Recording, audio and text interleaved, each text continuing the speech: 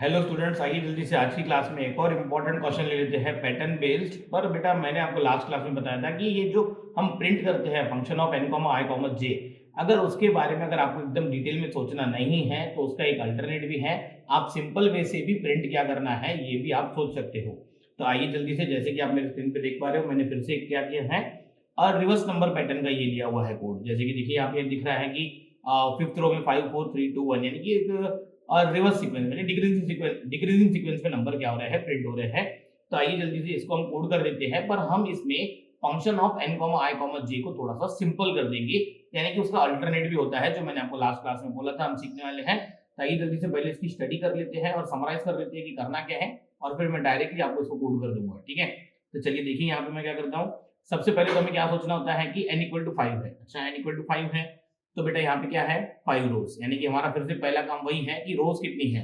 तो बेटा रोज तो हमारी यहाँ पे कितनी है n, यानी मैं i का लुक फिर से बेटा कहां से कहां तक चलाऊंगा, 1 से लेके n तक। आई होप आपको ये क्लियर है। अच्छा, सेकंड बेटा मुझे बताइए अभी i इक्वल टू 1 के लिए ये रो प्रिंट होनी चाहिए, i इक्वल टू 2 के लिए ये रो प्रिंट होनी चाहिए, i इक्वल टू 3 के लिए ये रो प्रिंट होनी चाहिए, i इक्वल टू 4 के लिए ये। तो बेटा मुझे बताइए मुझे फोर्थ रो में कितने एलिमेंट दिख रहे हैं 4, यानी कि बेटा मुझे सेकंडली यानी कि सेकंड स्टेप जो है हमारी सोचने की वो ये होता है कि किसी पर्टिकुलर रो में, यानी कि ith रो में कितने कॉलम्स है। तो बेटा मुझे यहाँ पे लग रहा है कि फोर्थ रो में 4 कॉलम्स है, यानी 4 एलिमेंट है। थर्ड रो में 3 एलिमेंट प्रिंट हुए हैं। तो ये देखिए i इक्वल टू 5 के लिए जो पांचवी रो है वहां पे 5 एलिमेंट है, यानी कि 5 कॉलम्स है। यानी ith रो में बेटा कितने होने चाहिए, मेरे ख्याल से बेटा i कॉलम्स होने चाहिए। कितने होने चाहिए, i number of columns. i की वैल्यू 3 है तो देखिए 3 एलिमेंट्स है इधर, यानी कि 3 कॉलम्स। i इक्वल टू 4 है तो देखिए ये 4 कॉलम्स है। यानी कि बेटा ये तो फिक्स हो गया कि मुझे i का लूप 1 से लेकर n तक चलाना है, j का लूप जो चलाना है बेटा वो मुझे कहां से जहां तक चलाना है ये लीजिए मैं लिख लेता हूं। j का लूप बेटा मुझे 1 से लेकर कहां तक चलाना है, i तक चलाना है। चलिए ये भी क्लियर है। यानी कि मैंने ये स्ट्रक्चर बना लिया बेटा, मैंने क्या कर लिया, एक स्ट्रक्चर बना लिया। देखिए ये ट्रायंगल लाइक स्ट्रक्चर तो है। यानी कि बेटा पहली रो में एक एलिमेंट, फिर 2, फिर 3, फिर 4 एंड सो ऑन। ठीक है, चलिए कोई दिक्कत नहीं, स्ट्रक्चर बना लिया। अब प्रिंट क्या करना है, इसके लिए मैंने आपको बोला था भी function of n, i, j होता है। हाँ ऐसा ही होता है बेटा, पर अगर आपको इतना डिटेल में सोचना नहीं है तो आप किसी भी रो को ऑब्जर्व कर लीजिए और हम क्या कर लेंगे, एक नया वेरिएबल इंट्रोड्यूस कर देंगे बेटा, वैल्यू नाम का। ठीक है, जल्दी से देखिए बेटा ये जो i इक्वल टू 4 है, इस i इक्वल टू 4 के लिए जो ये करस्पॉन्डिंग रो है बेटा, i इक्वल टू 4 के लिए ये रो प्रिंट होनी चाहिए 4 3 2 1। तो बेटा मैं इसके लिए ऐसा नहीं सोच सकता हूँ कि ये जो रो नंबर है पहला, बेटा ये जो है हमारा, ये क्या है हमारा रो नंबर, यानी रो नंबर से मुझे क्या करनी है, प्रिंटिंग स्टार्ट करनी है। और प्रिंटिंग को क्या करना है बेटा, मुझे प्रिंटिंग का नंबर जो है मुझे डिक्रीज करना है, माइनस माइनस करते जाना है। सिंपल, फिर से बताता हूं मैं, आइए जल्दी से देखते हैं। जैसे कि i इक्वल टू 5 के लिए बेटा मुझे ये फिफ्थ रो प्रिंट करनी है। अच्छा, तो बेटा मैं ऐसा भी तो सोच सकता हूँ कि ये जो मुझे प्रिंट करना है इसका जो पहला नंबर है, यानी कि i equal to 5, i equal to 5 के लिए जो पहला नंबर है वो 5 है। यानी कि बेटा मुझे जो प्रिंटिंग स्टार्ट करनी है, प्रिंटिंग स्टार्ट्स फ्रॉम कहां से, i से, यानी कि रो नंबर से, और फिर आगे उसको क्या करते जाना है बेटा, आगे उसको डिक्रीज करते जाना है, उसको आगे क्या करते जाना है, डिक्रीज करते जाना है। जैसे कि i इक्वल टू 4, तो बेटा 4 से प्रिंटिंग स्टार्ट कीजिए फोर्थ रो में, और फिर एक एक उसको क्या करते जाइए, कम करते जाइए। यानी कि बेटा मैं यहाँ पे क्या करूंगा, प्रिंटिंग के लिए सिंपल एक वैल्यू नाम का वेरिएबल ले लूंगा जिसको मैं इनिशियलाइज ऐसे कर दूंगा i से। यानी कि कोई भी रो देखिए बेटा रो नंबर से प्रिंट होना स्टार्ट हो रही है, और बाद में बेटा वो वैल्यू हमारी क्या होती जा रही है, कम होते जा रही है। अगर आपको function of n, i, j नहीं सोचना तो आप ऐसा भी सोच सकते हो कि प्रिंटिंग स्टार्ट कहां से हो रही है, i से, यानी कि रो नंबर से, और फिर आगे हो क्या रहा है, प्रिंटिंग में वो नंबर क्या होते जा रहा है, डिक्रीज होते जा रहा है। जैसे ही मैं नंबर प्रिंट करूंगा उसको क्या कर दूंगा, कम कर दूंगा। तो आइए जल्दी से अब मैं इसको डायरेक्टली कोड कर देता हूं, और मैं जल्दी से इसको क्या कर देता हूं, एक इटरेशन को भी मैं आपको ट्राई रन कर देता हूं, सो दैट आपको ये क्लियर हो जाएगा। i का लूप 1 टू n, j का लूप 1 टू i। चलिए कोई दिक्कत नहीं, ये मैं आपको क्या कर देता हूं डायरेक्टली लिख लेता हूं यहाँ पे। जैसे कि मैंने यहाँ पे n इनपुट लिया हुआ है, मैंने किया यहाँ पे integer i is equals to 1, i less than equals to n, और हम यहाँ पे कर देते हैं i प्लस प्लस। जल्दी बताइए बेटा मैंने क्या किया, i equal to 1, i less than equal to n, i plus plus, ये करली ब्रेस लगा दी, इधर अंदर आ गया मैं, और इधर लास्ट में मैंने बेटा यहाँ पे कर लिया सी आउट। ठीक है, सी आउट न्यू लाइन, यानी कि एंड लाइन। अच्छा, क्यों ऐसा बेटा, बहुत ही सिंपल है। मुझे बताइए अभी हमारा जो पैटर्न था वो n इक्वल टू 5 के लिए था, तो बेटा वहां पे 5 रोज थी, यानी मुझे न्यू लाइन कितनी बार करना है बेटा, 5 टाइम्स। तो बेटा ये मैं सी आउट एंड लाइन टाइम लिखूंगा, आई के लूप में लिखूंगा। चलिए कोई दिक्कत नहीं बेटा, ये नंबर ऑफ रोज का लूप हो गया।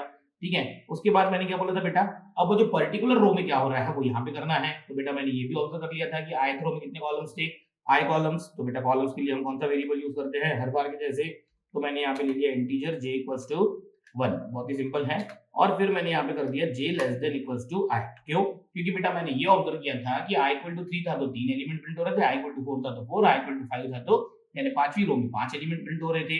तो बेटा i की वैल्यू 5 है तो 1 से लेकर 5 तक जाना चाहिए j का लूप। चलिए कोई दिक्कत नहीं। और j प्लस प्लस यानी कि इतना करने से बेटा मैंने क्या कर दिया, स्ट्रक्चर तो मैंने बना लिया। ठीक है, अब मुझे प्रिंट क्या करना है, तो बेटा प्रिंट करने के लिए मैंने आपको क्या समराइज करके दिया, आइए मैं आपको फिर से बता देता हूँ। प्रिंट करने के लिए बेटा मैंने आपको ये बोला कि कोई भी रो, जैसे i इक्वल टू 4 के लिए मुझे ये 4 3 2 1 प्रिंट करना है, तो बेटा पहला नंबर जो मुझे प्रिंट करना है वो रो नंबर ही है। अच्छा, और उसके बाद उसको एक एक क्या करते जाना है, कम करते जाना है, कोई दिक्कत नहीं है बेटा।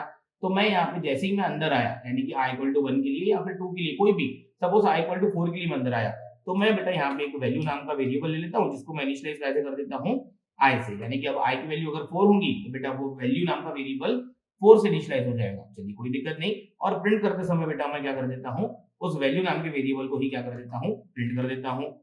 ठीक है, चलिए कोई दिक्कत नहीं, ये मैंने वैल्यू को क्या कर दिया, प्रिंट कर दिया। पर बेटा जैसी वैल्यू हमारी प्रिंट हुई और नेक्स्ट टाइम बेटा हमारा, जैसे कि i इक्वल टू 4 के लिए बात करें, तो पहली बार तो 4 प्रिंट हो जाएगा बेटा, उसके बाद क्या प्रिंट होना चाहिए, 3, उसके बाद 2, उसके बाद क्या 1, यानी कि बेटा ये वैल्यू क्या होनी चाहिए, डिक्रीज। तो आप यहाँ तो वैल्यू माइनस माइनस कीजिए, तो वैल्यू नाम का वेरिएबल 1 से घट जाएगा, या फिर आप value equal to value minus 1 ऐसा मैन्युअली पूरा लिखिए। तो बेटा मुझे लगता है इतना करने से तो वो हमारा कोड चल जाएगा। ठीक है, चलिए मैं पहले उसको क्या कर देता हूँ, चला देता हूँ, और फिर मैं आपको एक ड्राई रन भी कर देता हूँ शॉर्टकट वे से एक पर्टिकुलर आई की इटरेशन के लिए, सो दैट पूरा कोड ड्राई रन आप कर लोगे। ठीक है हाँ, तो बेटा यहाँ पे आ रहा है वो, मैं सपोज दे देता हूँ 5, तो 5 के लिए क्या आया है, एक मिनट, हाँ देखिए 5 के लिए आउटपुट आया है बेटा 1 2 1 3 2 1 4 3 2 1 5 4 3 2 1, यानी कि आउटपुट तो बेटा हमारा एकदम बरोबर आया है। आइए जल्दी से मैं इसको ड्राई रन कर देता हूँ, पर ड्राई रन पहले करने के पहले मैं आपको बता दूं कि यहाँ पे मैंने बेटा यहाँ पे क्या किया, एक न्यू वेरिएबल इंट्रोड्यूस कर दिया वैल्यू नाम का, जिससे बेटा मुझे complicated function of n i j सोचना नहीं पड़ा। तो बेटा एक वेरिएबल लेने से कोई टाइम कॉम्प्लेक्सिटी बढ़ नहीं जाती है, एक वेरिएबल लेने से अगर कोड का लॉजिक क्या हो जाता है, अगर सिंपल हो जाता है, तो हमें न्यू वेरिएबल इंट्रोड्यूस करना चाहिए, जो मैंने यहाँ पे वैल्यू नाम का किया। चलिए कोई दिक्कत नहीं है, मैं कोई एक पर्टिकुलर रो कर देता हूँ, सपोज n इक्वल टू क्या है हमारा 5, और सपोज मैं थर्ड i इक्वल टू 3 के लिए अंदर गया, ठीक है, i का लूप चल रहा है वो 1 से लेकर 5 तक चल रहा है। अब i इक्वल टू 3 के लिए, तो बेटा i इक्वल टू 3 के लिए क्या प्रिंट होगा वो मैं आपको करके बताता हूँ ड्राई रन। तो जैसे ही बेटा मैं i इक्वल टू 3 के लिए अंदर गया, तो वैल्यू इनिशियलाइज कहां से हुआ, वैल्यू नाम का वेरिएबल इनिशियलाइज हो रहा है बेटा 3 से। चलिए कोई दिक्कत की बात नहीं है। और उसके बाद हम गए j इक्वल टू 1, यानी कि i इक्वल टू 3 के लिए j का लूप इनिशियलाइज हो रहा है कहां से, 1 से। ठीक है, और फिर j less than equal to i, तो बेटा i की वैल्यू कितनी है 3, यानी j का लूप बेटा मैक्सिमम कहां तक जाएगा, 3 तक जाएगा। चलिए कोई दिक्कत नहीं, पर मैं पूरा ही ट्रेवर्स कर देता हूं। i इक्वल टू 3 के लिए बेटा वैल्यू इनिशियलाइज हुआ i से, यानी कि 3 से, और j की वैल्यू 1 हुई। जल्दी बताइए 1 less than equal to 3, yes, अंदर गए तो सी आउट में वैल, यानी कि बेटा वैल, यानी वैल में क्या पड़ा है 3 प्रिंट हो गया। नेक्स्ट 9 पे है, तो बेटा ये वैल्यू हमारी क्या हो गई, 1 से कम हो गई। कोई बात नहीं बेटा, ये हमारा j का लूप खत्म हुआ, तो j प्लस प्लस यानी क्या, j की वैल्यू 2 हो गई। Condition check, 2 less than equal to 3, yes, अंदर गए तो वैल्यू प्रिंट करना है, वैल्यू में क्या पड़ा है 2 क्या करना है बेटा, प्रिंट करना है। फिर क्या है, वैल्यू माइनस माइनस, वैल्यू की वैल्यू में क्या आ जाएगा बेटा 1 आ जाएगा। ऊपर गए j प्लस प्लस, j की वैल्यू क्या आ जाएगी बेटा 3, अच्छा 3 less than equal to 3, yes, i की वैल्यू 3 है, j की वैल्यू 3 है, 3 इक्वल टू 3 होता है।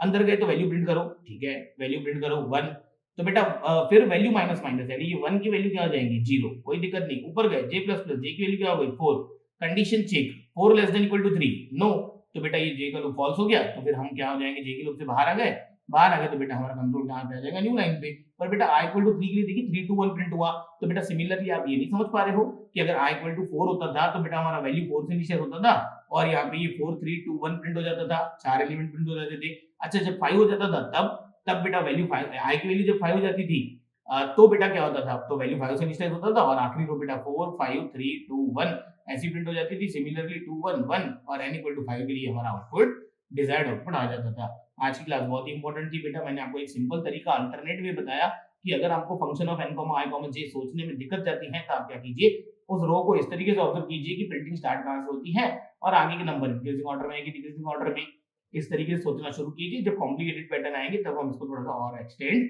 करेंगे। चलिए बाकी हम क्या करते हैं नेक्स्ट क्लास में देखते हैं। फिलहाल आप इसको थोड़े दिनों बाद बिना देखे कोड करके देखिएगा।